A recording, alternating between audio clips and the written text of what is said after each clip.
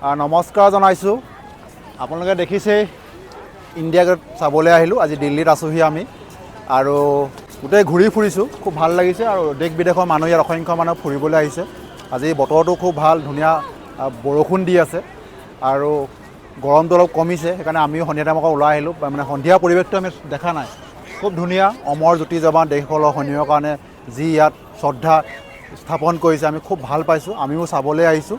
বহুতে আহিছে চাগে ইয়ালৈ, দিল্লীলৈ আহিলে ইণ্ডিয়া গেটটো চাবলৈ সকলোৱে মন কৰে। আমিও আহিছোঁ, আমি আগতেও এবাৰ আহিছোঁ, কিন্তু এই সন্ধিয়া টাইমত এইবাৰ প্ৰথম আহিছোঁ। আৰু এই আমাৰ পৰিৱেশটো অকণ দেখুৱাই দিব, মোৰ ভিউটো আমাৰ বন্ধুক কৈছোঁ দেখুৱাই দিয়া। গোটেই ধুনীয়াকৈ অসংখ্য মানুহ হৈছে। সন্ধিয়া এটা 15 আগষ্ট আহি আছে যদি অলপ ষ্ট্ৰিক্টলি হৈছে, তথাপিও অকণ মানুহখিনি খুব ধুনীয়াকৈ চাই আছে পৰিৱেশটো। সন্ধিয়া পৰিৱেশটো, এই মনোমোহা দৃশ্য চাবলৈ খুব ভাল লাগে।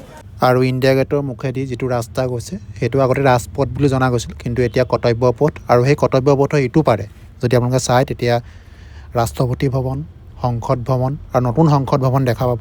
সেইকাৰণে আপোনালোকে চাবলৈ আহিব ইয়াত, আৰু ভাল লাগে সন্ধিয়া পৰিৱেশটো। আজি আগবেলা বহুতেই গৰম আছিল, কিন্তু পিছবেলা যিজাক বৰষুণ আহিলে, বহুত ডাঙৰ এজাক বৰষুণ দিলে, সেই বৰষুণজাকে কাৰণ গৰমটো কমিছে।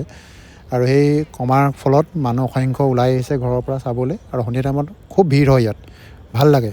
আপোনালোকেও ইয়ালৈ চাবলৈ আহিব পাৰে, বৰ চিন্তা কৰিবলৈ দৰকাৰ নাই। মোৰ সৰু সৰু মোৰ বন্ধু মানে এইটোৱে কওঁ, এতিয়া সময়, এই সময়কণত তোমালোকে কিবা এটা কেৰিয়াৰটো কিবা এটা কৰি লোৱা, খুব ধুনীয়াকৈ নিজৰ জীৱনটো গঢ় দিবলৈ চেষ্টা কৰা। আমি আগতে ভাবিছিলোঁ কেনেকৈ ইণ্ডিয়া গেট চাবলৈ পাম, সেই চাকৰি পোৱাৰ ক্ষেত্ৰত খুব ধুনীয়াকৈ সম্ভৱ হ'ল।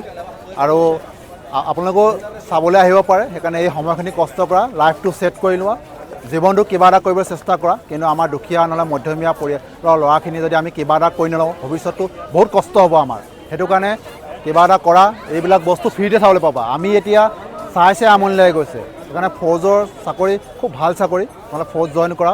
এই ফৌজৰ চাকৰি গোটেই ভাৰতবৰ্ষখন ফ্ৰীতে চাবলৈ পোৱা যায়।